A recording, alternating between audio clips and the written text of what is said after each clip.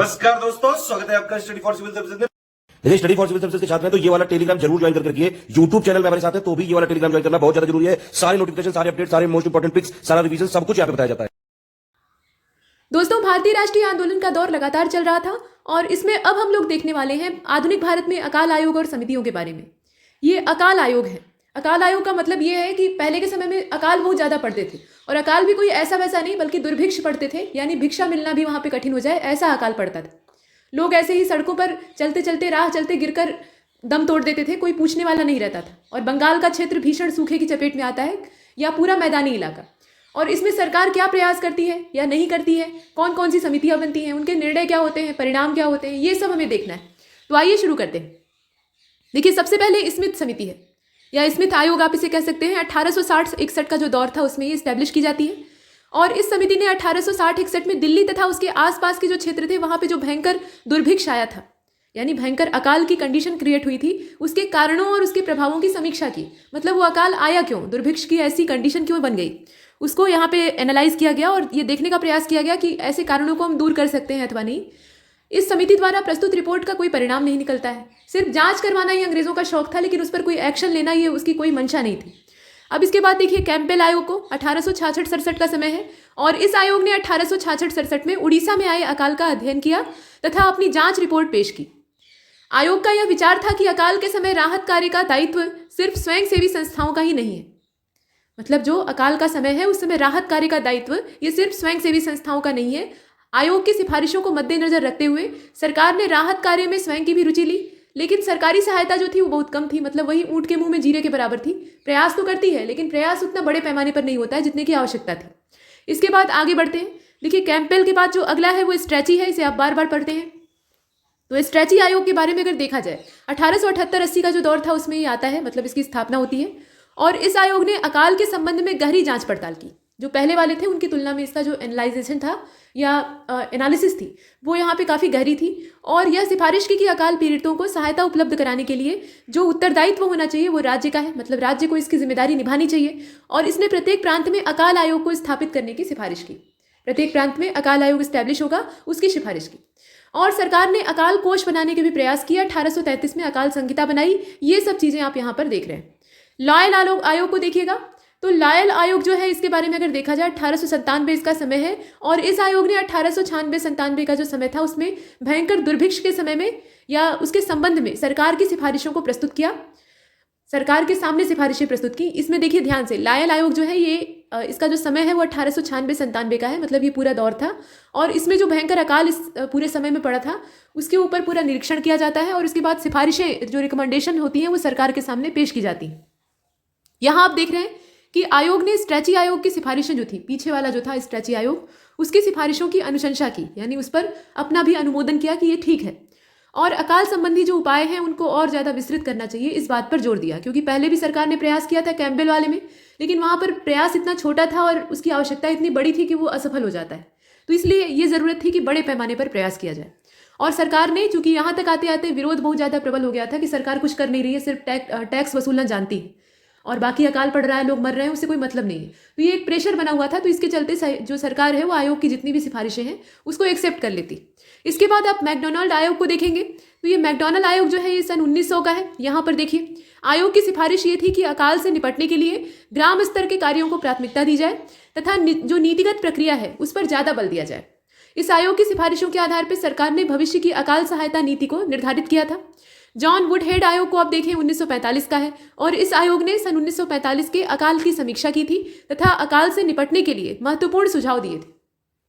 मतलब अकाल से निपटने के लिए कौन कौन से सुझाव हो सकते हैं जिससे कि राहत पाई जा सकती है, उसको इसने दिया था।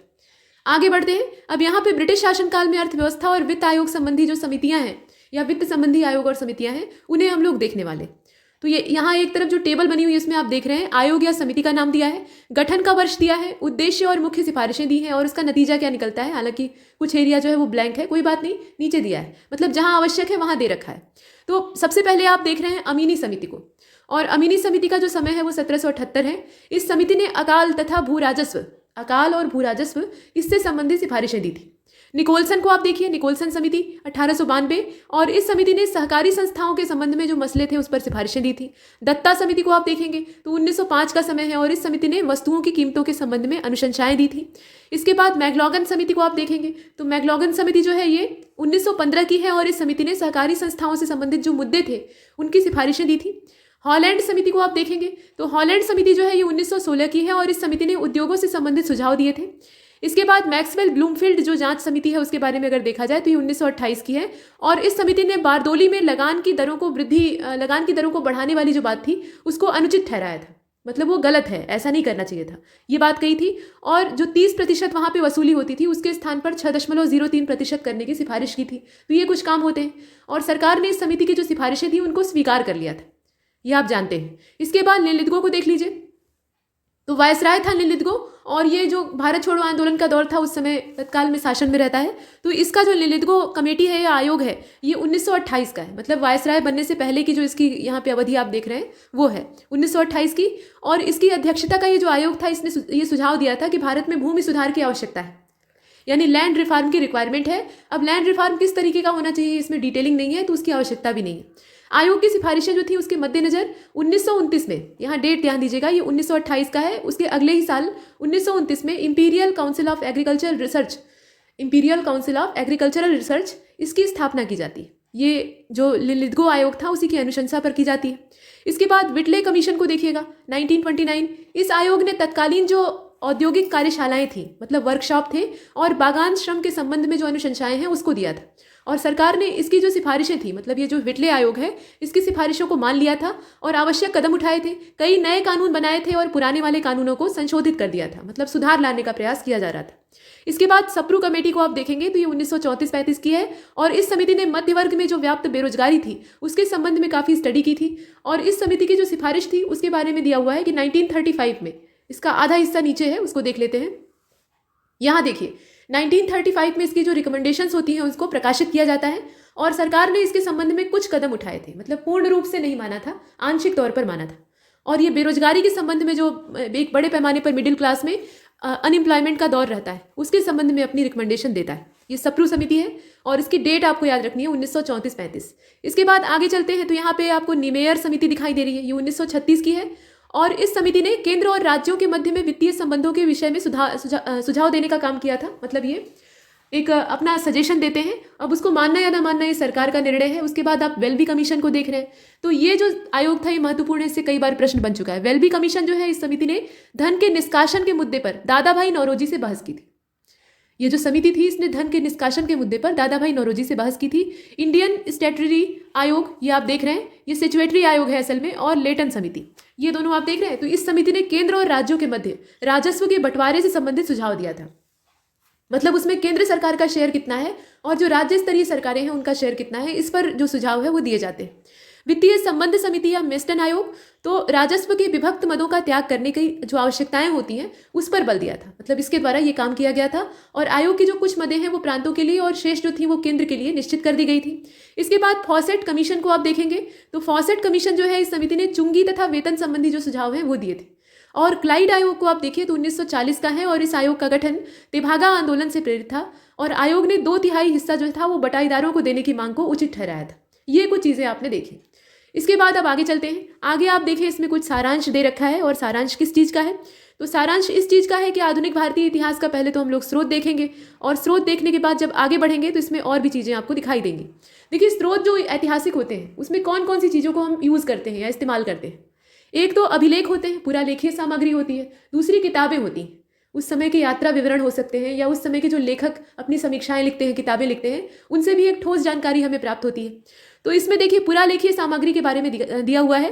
पुरालेख लोक निजी और आधुनिक भारतीय इतिहास के अध्ययन हेतु अत्यधिक जो मूल्यवान स्रोत सामग्री है उसका निर्माण करते हैं।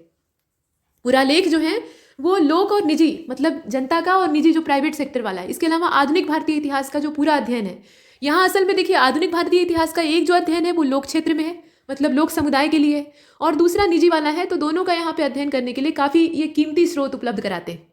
इसके बाद यहाँ पर दूसरे नंबर पर दिया है कि भारत सरकार के पुरालेख अधिकतर नेशनल आर्काइव्स ऑफ इंडिया नई दिल्ली में सुरक्षित हैं और 18वीं शताब्दी के मध्य से वर्तमान समय तक राजकीय अभिलेखों को प्रदान करते हैं। मतलब ये क्षेत्र है तो उस क्षेत्र का संस्था का नाम आपको याद रखना है। 3 प्रेसिडेंसी थी, आप जानते ही हैं, बंगाल, मद्रास और बॉम्बे। उसमें सबसे जो पावरफुल प्रेसिडेंसी थी वो बंगाल थी, बाकी सब इसके समय समय पर अधीन हो जाती थी या इससे कमज़ोर रहती थी। तो इनके जो पुरालेख हैं, मतलब ये जो तीनों प्रेसिडेंसियाँ थी उस जमाने में, इनके जो पुरालेख हैं ये काफ़ी ज़्यादा उपयोगी हैं। इनसे काफ़ी प्रामाणिक जानकारी मिलती है, क्योंकि आंदोलन का मुख्य गढ़ तो यही हुआ करते थे। उसके बाद आप न्यायिक अभिलेख को देखेंगे तो न्यायिक अभिलेख में यहाँ कहा गया है कि ये काफ़ी ज़्यादा मूल्यवान होते हैं और न्यायिक जो न्यायालय होते हैं उनके पुरालेखों का संग्रह करते हैं और इनसे भारत में न्यायिक प्रशासन के विकास के अध्ययन हेतु जो प्राथमिक स्रोत हैं उनकी सेवाएं प्राप्त होती हैं। इसके बाद निजी पुरालेख में व्यक्तियों और उनके परिवारों और पत्र के दस्तावेज होते हैं जो कि आधुनिक भारत के विकास में महत्वपूर्ण भूमिका निभाते हैं। इसी क्रम में विदेशी संग्रहालय जो होते हैं, यहाँ देखिए, विदेशी संग्रहालय जो होते हैं ये पुरालेखी सामग्री के द्वारा आधुनिक भारत के इतिहास में जितनी भी महत्वपूर्ण जानकारियां हैं उन्हें मुहैया कराते हैं। अब यहाँ पर यह कहा गया कि 1947 के पूर्व से संबद्ध कुछ महत्वपूर्ण पुरालेख ये लाहौर के रिकॉर्ड ऑफिस पाकिस्तान में उपलब्ध है। पहले वो भारत का ही हिस्सा था। 1947 का जो 15 अगस्त की डेट है, 14 अगस्त की, वहाँ से विभाजन हो जाता है। तो कुल मिलाकर 1947 का ये जो समय था उससे पहले के कुछ महत्वपूर्ण पुरालेख हैं और वो वर्तमान में भारत में नहीं है, वो चले गए हैं पाकिस्तान में। लाहौर में उन्हें संग्रहित किया गया है। उसके बाद जीवनी साहित्य और संस्मरण, ये भी इतिहास को जानने का स्रोत हो सकते हैं। किसी की जीवनी आप लिख रहे हैं तो वो व्यक्ति जिस समय का है, जिस जमाने का है, उस जमाने के बारे में भी न चाहते हुए आप बातों को शामिल करेंगे, तभी वो पूरा हो पाएगा। तो इसलिए उन चीज़ों से भी जानकारी प्राप्त होती है। इसके अलावा संस्मरण से भी जो सूचनाएं हैं तत्कालीन वो प्राप्त होती। तो 18वीं और 19वीं शताब्दी के दौरान यात्रियों, व्यापारियों, मिशनरियों, जो धर्म प्रचारक होते थे, लोक सेवकों के जो वृत्तांत हैं, उन्होंने समकालीन अवधि पर एक काफ़ी ज़्यादा जो महत्वपूर्ण सूचना है और एक तरह से अंतर्दृष्टि डालने का काम किया है। इसे आप जानते हैं। समाचार पत्र और पत्रिकाओं की अगर चर्चा की जाए तो 1780 का जो दशक था उसमें औपनिवेशिक समयावधि के दौरान अवतरित समाचार पत्रों और पत्रिकाओं ने तत्कालीन समाज के सभी पहलुओं पर व्यापक जानकारी प्रदान की। ये आपने देखा। इसके बाद देखिए, यहाँ पर इंडियन सोशलॉजिस्ट ये लंदन का है, वंदे मातरम ये पेरिस का है, तलवार ये बर्लिन का है, मतलब कहाँ से किसका प्रकाशन होता है वो दिया हुआ है, और गदर जो है वो सैन फ्रांसिस्को का है। इस प्रकार के जो कुछ पत्र हैं ये विदेशियों के द्वारा प्रकाशित होते हैं। मौखिक प्रमाण की अगर बात की जाए तो मौखिक प्रमाणों और आंकड़ों ने इतिहासकारों और लेखकों को उनके विषयों की सीमाओं को व्यापक करने में मदद की है। यद्यपि उन मौखिक स्रोतों में प्रामाणिकता का अभाव प्रतीत होता है और इसका कालक्रम भी अस्पष्ट है। ये कुछ सूचनाएं यहाँ से आप देख रहे हैं, इसे आपने देखा। अब इसके बाद आगे चलते हैं। यहाँ पे सृजनात्मक साहित्य और चित्रकला की भी बात कर लेते हैं। चूंकि पुरालेख की बात हो रही है और इतिहास को जानने का जो क्रम है वो चल रहा है, तो इसमें यह भी महत्वपूर्ण भूमिका निभाते हैं। तो सृजनात्मक साहित्य की अगर आप बात कीजिएगा तो साहित्य के नए रूप जो कि पश्चिमी साहित्य के प्रभावाधीन थे, मतलब पश्चिमी जो पाश्चात्य साहित्य था उसके अधीन आ गए थे, और औपनिवेशिक काल के दौरान इनका उदय होता है। इसके बारे में अगर आप देखें तो तत्कालीन समय का जो सामाजिक, आर्थिक, राजनीतिक, सांस्कृतिक परिदृश्य है उसका प्रतिबिंब यहाँ से प्राप्त होता है। और लघु कहानियों के विभिन्न लेखकों ने औपनिवेशिक काल के विभिन्न पहलुओं को प्रकट किया था। चित्रकला को देखिए तो औपनिवेशिक काल के दौरान कंपनी स्कूल ऑफ पेंटिंग्स, यहाँ ध्यान दीजिएगा, कंपनी स्कूल ऑफ पेंटिंग्स चित्रकला का एक महत्वपूर्ण संस्थान था जिसने समकालीन समय के दृश्य चित्रों को प्रदान किया था। और 1857 का जो महान विद्रोह था उसने कुछ यूरोपीय चित्रकारियों में भी महत्वपूर्ण भूमिका निभाई है। मतलब उस समय के जो यूरोपीय कलाकार या चित्रकार होते थे उन्होंने 1857 का जो रिवॉल्ट है उसको उकेरा है और वो महत्वपूर्ण है। इसके बाद 1857 यानी 1857 के बाद जो एक नया दौर शुरू होता है उसमें चित्रकला के क्षेत्र में बहुत सारे डेवलपमेंट होते हैं, नए नए विकास होते हैं। और भारतीय जो चित्रकला है या भारतीय कला है उसमें प्राचीन प्रवृत्ति का या एक नवीन प्रवृत्ति का विकास होता है। यहाँ पर एक नवीन प्रवृत्ति विकसित होती है। पहले वाली जो यहाँ पे पद्धति थी या सिस्टम था उसमें लगातार परिवर्तन होते हैं और ये नई चीज़ें यहाँ पे डेवलप होती हैं। और 19वीं शताब्दी का जो अंतिम दशक था, यहाँ ध्यान दीजिएगा, 19वीं शताब्दी का जो अंतिम दशक था उसमें जो बदलाव होते हैं उसमें राष्ट्रवादी और देशभक्ति जो गतिविधियाँ थी उनका भी समावेश दिखाई देता है। यानी जो साहित्य है, चित्रकला है, पेंटिंग्स हैं, जो भी कुछ है उस पर उस समय राष्ट्रवाद की छाप स्पष्ट होने लगी थी। तो ये अंतर था 1857 से पहले के जो यहाँ पे ग्रंथ हैं या चित्रकलाएं हैं उसमें, और 1857 के बाद वाली। इसके बाद आगे बढ़ते हैं तो यहाँ पर अवनींद्रनाथ टैगोर का नाम आता है।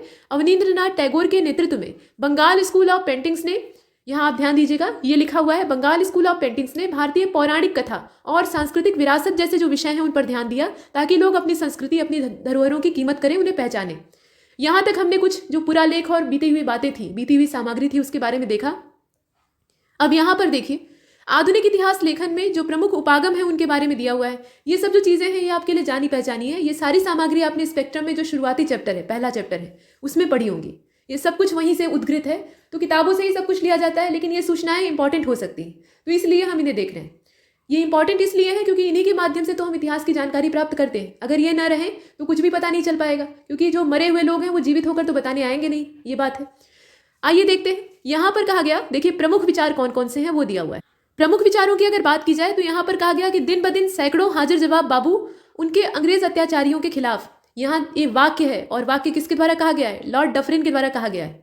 1886 में समाचार पत्र में जो छपी हुई सामग्री थी उसके ऊपर कहा गया है, तो दिन ब दिन सैकड़ों हाजिर जवाब बाबू उनके अंग्रेज अत्याचारियों के खिलाफ अपने क्रोध रोष को बेहद तीक्ष्ण और प्रभावी समालोचना के तहत सामने रख रहे हैं। और इस प्रकार में उनमें कोई शंका नहीं है कि इन अखबारों को पढ़ने वालों के मस्तिष्क में गंभीर विश्वास उपजेगा और हम सभी समस्त मानव जाति के शत्रु हैं और विशेष रूप से भारत के हैं, ये वाली जो धारणा है ये स्पष्ट हो जाएगी।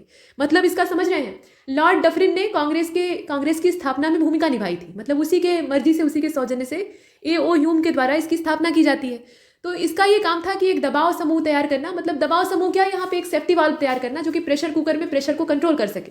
यहाँ पे जो गुस्सा पनप रहा था उसको डफरिन बहुत अच्छे तरीके से महसूस कर रहा था और इसीलिए वो लिखता है कि यहाँ पे सैकड़ों हाजिर जवाब बाबू हैं। बाबू का मतलब पढ़े लिखे लोग जो कि कामकाजी भी हैं और काफ़ी ज़्यादा जानकार हैं। तो ये जो पढ़े लिखे हाजिर जवाब लोग हैं ये लोगों को अंग्रेजों के खिलाफ भड़का रहे हैं कि मतलब सदी के सबसे नालायक लोग हम ही लोग हैं और शोषण करना ही हमारा एकमात्र उद्देश्य है और भारत के सबसे बड़े शत्रु भी हम ही हैं, ये डफरिन का कहना था।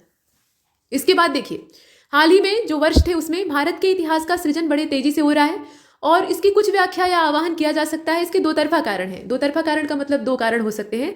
एक तो यह है कि भारतीय परिदृश्य में होने वाले परिवर्तनों को, यहाँ ध्यान दीजिएगा, तथ्यों की पुनर्व्याख्या की आवश्यकता है। और दूसरा यह है कि भारतीय इतिहास के जरूरी तत्वों के बारे में इतिहासकारों के जो दृष्टिकोण है वो लगातार बदलते रहते हैं, उसमें परिवर्तन होता है।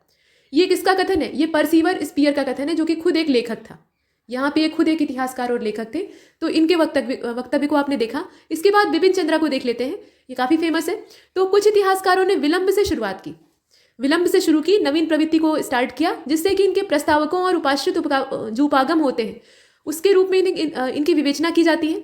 और इसने सभी जो पूर्व के ऐतिहासिक लेखन थे, मार्क्सवादी परिप्रेक्ष्य था, उस पर आधारित जितनी भी चीज़ें थी उनको नकार दिया। और इस पुरातन दिशाहीन इतिहास लेखन आप यहाँ पे देख रहे हैं, मतलब कहने का तात्पर्य यह है कि ये जो इतिहास लेखन इनके द्वारा किया जा रहा था, जो कि लेट लतीफ शुरुआत करते हैं, ये कैसा था? ये दिशाहीन था और इस प्रकार के जो यहाँ पे उपागम दिखाई देते हैं उनको प्रतिस्थापित करने का दावा किया गया था। तो ये सब वक्तव्य है। अब ये कथन कितने महत्वपूर्ण है ये तो इसमें समझा नहीं जा सकता, लेकिन इसे देख लीजिएगा एक बार।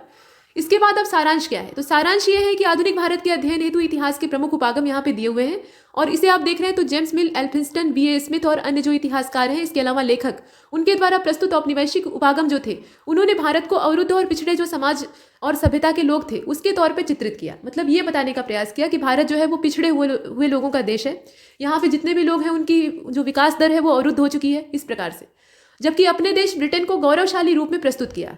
ये षड्यंत्र था एक तरह का, मतलब ये कहना है, ये लेखकों का कहना है जो भारतीय लेखक थे कि देश की जो स्थिति उस समय इतनी ज़्यादा बिगड़ी नहीं थी, उसको और ज़्यादा बिगाड़ कर अपने लेखन में प्रस्तुत किया ताकि एक धारणा बन जाए कि हम लोग जो है एकदम पिछड़े और निकम्मे हैं, या हमारी जो चीज़ें हैं वो नष्ट हो चुकी हैं, हम किसी काम के नहीं रह गए हैं और गुलाम बनने के अलावा हमारे पास कोई चारा नहीं है। और दूसरी ओर ब्रिटेन और यूरोप जो है वो एकदम से धन्ना सेठ है और एकदम बढ़िया जो स्वर्गीय क्षेत्र है उसमें वो विराजमान होते हैं। तो ये धारणा बनाने का काम अपने लेखों के जरिए ये जो विदेशी हैं ये करते हैं। इसके बाद आप देख रहे हैं इसमें जो ब्रिटिश उपनिवेश है, मतलब कहा गया ना कि भारत का ब्रिटेन के द्वारा जो औपनिवेशीकरण किया गया था उसको न्यायोचित कहा गया। मतलब यहाँ पे जो इतिहासकारों के आप नाम देख रहे हैं, ये जितने भी इतिहासकार हैं ये अंग्रेज परस्त हैं, खुद अंग्रेज हैं और इसके अलावा जो ब्रिटिश गवर्नमेंट इस समय यहाँ पे रूल कर रही थी उसकी भक्ति करते थे। तो ये इस प्रकार की धारणा लोगों के मन में डेवलप करना चाहते हैं कि भारत इतना कमज़ोर है कि वो खुद शासन कर ही नहीं सकता, तो ऐसे में उसको संभालने के लिए कोई सर्वसत्ता या सर्वशक्तिमान शक्ति यहाँ पर होनी चाहिए और वो शक्ति ब्रिटेन ही है, महाशक्ति है और यही हमें नियंत्रित कर सकती है, नहीं तो फिर भारत जो है वो एकदम गर्त में चला जाएगा, ऐसा इनका कहना था। इसके बाद राष्ट्रवादी उपागम जो है उन्हें आप देखेंगे तो इन्होंने औपनिवेशिक उपागम के दावे को नकार दिया। ये जो उपागम है ये कैसे हैं? औपनिवेशिक है। औपनिवेशिक का मतलब ये है कि उपनिवेशवाद को ये समर्थन दे रहे हैं। अभी जो राष्ट्रवादी उपागम है ये जाहिर सी बात है कि ये राष्ट्रवाद का पक्ष लेंगे और ये बताने का प्रयास करेंगे कि ब्रिटिश शासन जो है वो कितना ज़्यादा भारत का दोहन कर रहा है और शोषण कर रहा है, जो बदहाली हमारी है वो ब्रिटेन की वजह से है, ये बताने की कोशिश की। इसके बाद एक और धारणा यहाँ पे निकल कर आती है जो कि है मार्क्सवादी। तो मार्क्सवादी उपागम जो था इसने भारत में इतिहास लेखन की कला को काफ़ी हद तक प्रभावित किया और मार्क्सवादी जो उपागम था इसने औपनिवेशिक और साथ ही साथ राष्ट्रवादी उपागम दोनों की कमजोरियों को सामने रखा। मतलब ऐसा नहीं कि सिर्फ ये जो उपनिवेशी हैं उन्हीं की निंदा करता था। राष्ट्रवादी उपागम या जो राष्ट्रवादी लेखन हो रहा था उस समय, उसके अंदर भी जो कमियां व्याप्त थी उसको भी ये सामने लाता है, एक आलोचना का काम करता है। इसके बाद संप्रदायवादी उपागम को आप देखेंगे तो संप्रदायवादी उपागम जो है ये मध्यकालीन भारत के औपनिवेशिक इतिहास लेखन पर आधारित था और हिंदू और मुसलमान को दो भिन्न समूहों के रूप में देखा, मतलब इसके द्वारा देखा गया, जो कि स्थायी रूप से शत्रु शिविरों में विभाजित थे। मतलब संप्रदायवादी जो उपागम था ये सांप्रदायिकता को काफी बढ़ावा देता था और इसके हिसाब से हिंदू और मुस्लिम जो हैं ये दो अलग अलग शिविर हैं और दोनों जो हैं एक दूसरे के शत्रु हैं। मतलब दोनों जो है यहाँ पे एक दूसरे के कट्टर दुश्मन हैं और ये कभी मिल नहीं सकते, इस प्रकार की धारणा डेवलप करना ये इनका काम था। उसके बाद कैम्ब्रिज उपागम। ठीक, कैम्ब्रिज उपागम क्या चीज़ है इसे देख लेते हैं। तो भारतीयों के बीच में अंतर विरोधों को देखा, न कि साम्राज्यवाद, और भारतीय लोगों के बीच में जो उपाश्रित उपागम था उसने लोगों की आवाज़ की उपेक्षा करने का आरोप मौजूदा सभी जो जितने भी उपागम थे उन पर लगाया।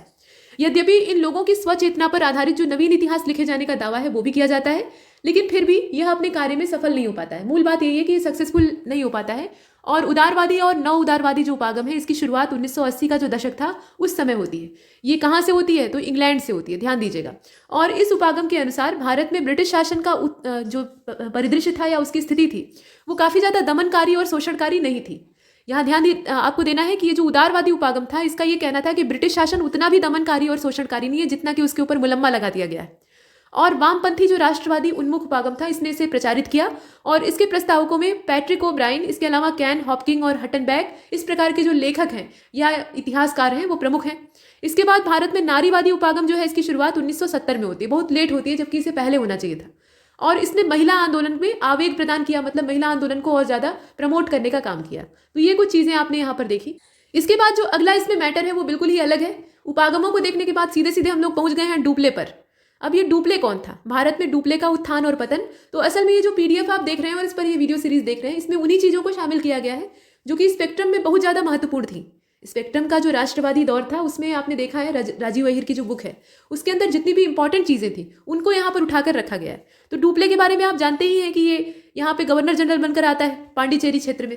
और इसके बारे में देख लीजिए, जोसेफ फ्रांसिस डुप्ले, ये इसका पूरा नाम था। इसका पूरा नाम क्या था? Joseph Francis Dupleix. और समय इसका है, डेट ऑफ बर्थ दी हुई है तो वो 1697 है। इंडीज कंपनी के धनवान महानिदेशक का ये पुत्र था और डुप्ले को 1720 में अपने पिता के प्रभाव के आधार पे, अपने पिता की वजह से पांडिचेरी में काफ़ी ऊंचा तबका प्राप्त होता है और उसने निजी व्यापार के माध्यम से पांडिचेरी में काफ़ी धन अर्जित किया था और बाद में उसे फ्रांसीसी कंपनी में नौकरी करने की परमिशन प्राप्त होती है।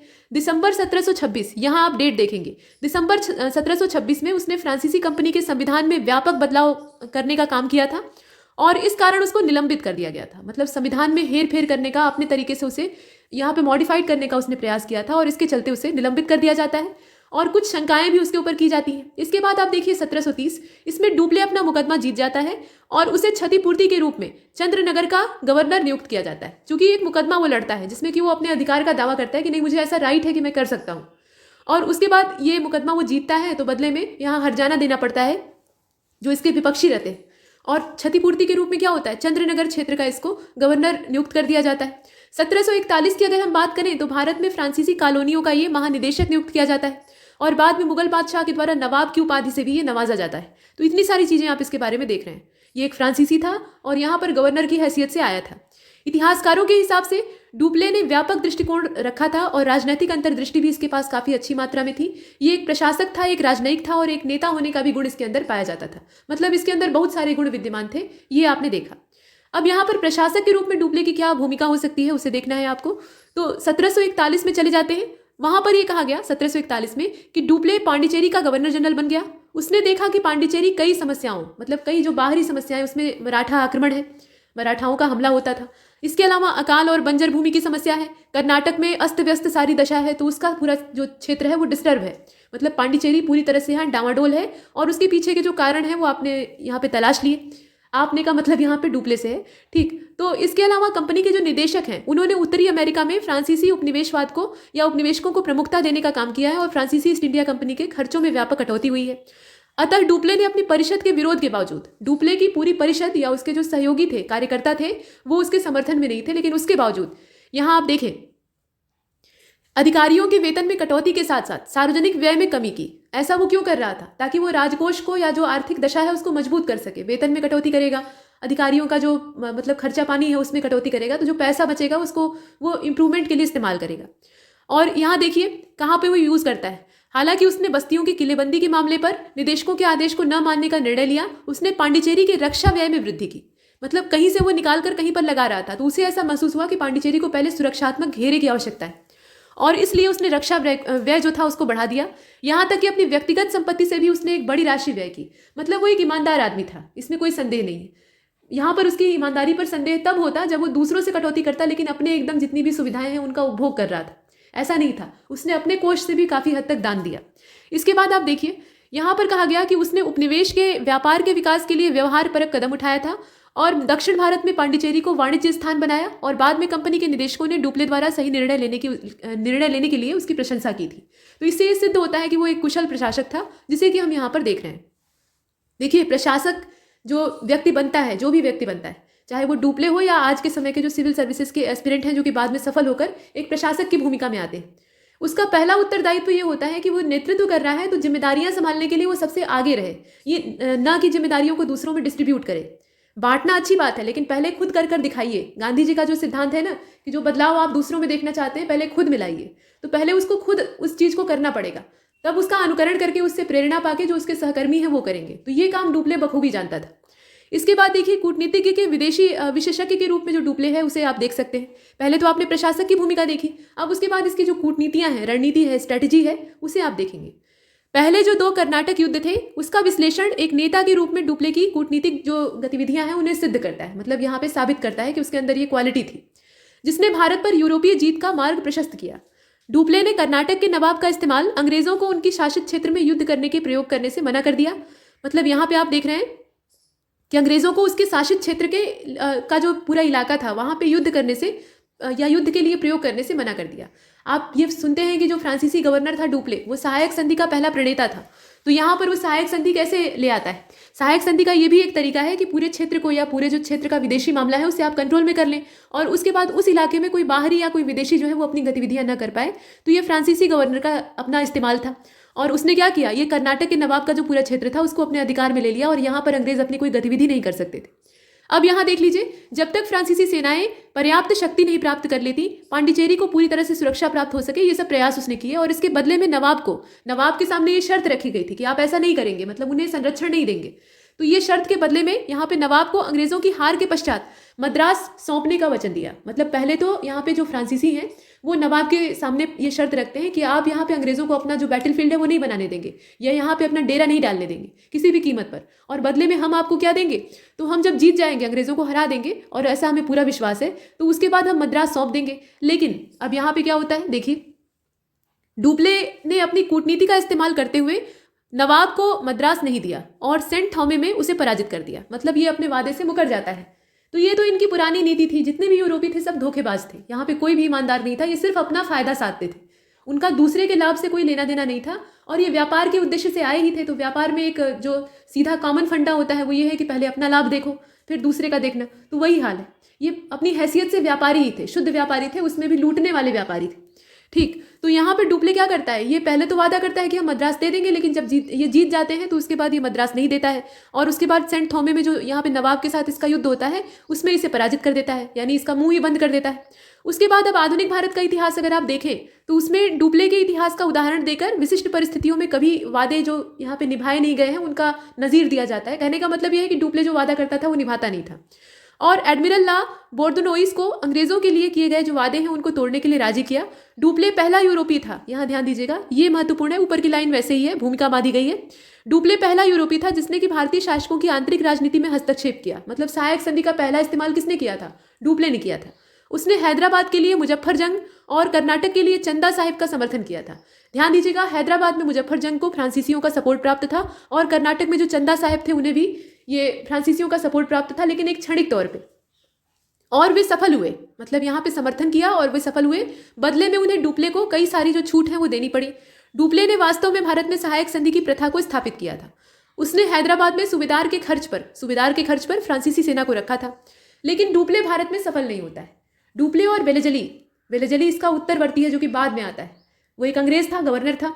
अब यहाँ पर वेलेजली जो है वो भी सहायक संधि का इस्तेमाल करता है और सफल रहता है। डुप्ले जो है वो सहायक संधि का इस्तेमाल करता है लेकिन अंत में सफल नहीं हो पाता है। आंशिक तौर पर सफल होता है लेकिन बाद में उसे असफलता प्राप्त होती है। ऐसा क्यों? तो वो कारण दिया हुआ है कि डुप्ले को द्वितीय कर्नाटक युद्ध, देखिए उस समय की परिस्थितियां कैसी थी। डुप्ले को द्वितीय कर्नाटक युद्ध में फ्रांसीसी सेना की शुरुआत हार और डुप्ले के राजनीतिक निर्णयों के परिणाम स्वरूप कंपनी को भारी कीमत चुकाने के चलते 1754 में वापस बुला लिया गया। मतलब होता यह है कि जो द्वितीय कर्नाटक युद्ध है उसमें फ्रांसीसी सेना हार जाती है और कोई भी सेना जब युद्ध हारती है तो उसको जो युद्ध में विजय के बाद मिलने वाला लूट का माल था या जितना भी पैसा रुपया था वो सब नहीं मिलता है और जितना उसका लॉस हुआ है वो तो हुआ ही है। तो इससे एक बढ़िया घाटा फ्रांसीसी सरकार को लगता है। और जो फ्रेंच यहाँ पे ईस्ट इंडिया कंपनी थी वो सरकारी कंपनी थी, राजा के सौजन्य से आई थी और उसके बारे में अगर देखा जाए तो सरकार ही उसका खर्चा उठाती थी। तो यहाँ घाटा लगता है और अंत में क्या होता है कि 1754 में से वापस बुला लिया जाता है। कई इतिहासकारों ने इस घटना को कंपनी के निदेशकों की भारी भूल कहा है। हालांकि डुप्ले में कुछ कमियां थी जिसे कि निम्नवत रखा जा सकता है। मतलब कुछ इतिहासकारों का ऐसा मानना है कि फ्रांसीसियों का यहाँ से पलड़ा साफ हो गया तो इसके पीछे उनकी गलत नीतियां थी। उन्हें डुप्ले को वापस नहीं बुलाना चाहिए था बल्कि उसका क्षेत्र या उसकी जो जिम्मेदारियां थी उसमें परिवर्तन करना चाहिए था क्योंकि वो योग्य व्यक्ति था और वो बेशक भारत में फ्रांसीसियों को स्थापित करने में सक्षम था। खैर ये अलग बात है। तो यहाँ पर इसकी जो कमियां हैं उसे हमें देखना है। डुप्ले कुछ ज़्यादा ही ओवर कॉन्फिडेंस में था, मतलब जरूरत से ज़्यादा आशावादी बन रहा था कि नहीं हम सक्सेसफुल हो ही जाएंगे। मतलब वो बिना सोचे समझे किसी भी चीज़ में पैर घुसा दे रहा था और यह काफ़ी लंबे समय तक अपनी आशा को बनाए रखता था जिससे कि वह संकटपूर्ण स्थितियों का लाभ नहीं ले पाता था। और डुप्ले के मित्र उसके निरंकुश व्यवहार को पसंद नहीं करते थे, वो अपनी मनमानी करता था। मतलब अच्छा तो था लेकिन हर अच्छे आदमी के अंदर कुछ ऐब होता है। तो पहला जो ऐब है वो ये होता है जैसे कोई भी योग्य व्यक्ति हो उसके अंदर कमियां ना हो, सिर्फ सद्गुण हो ढेर सारे और बहुत सारी अच्छी क्वालिटीज़ हो तो वो काफ़ी हद तक निरंकुश हो जाएगा। उसके अंदर विनम्रता का अभाव होगा, प्रायः ऐसा देखने के लिए मिलता है। तो वो डुप्ले के अंदर भी था और डुप्ले जो था ये कार्यों का पूरी तरह से क्रियान्वयन नहीं कर पाता था।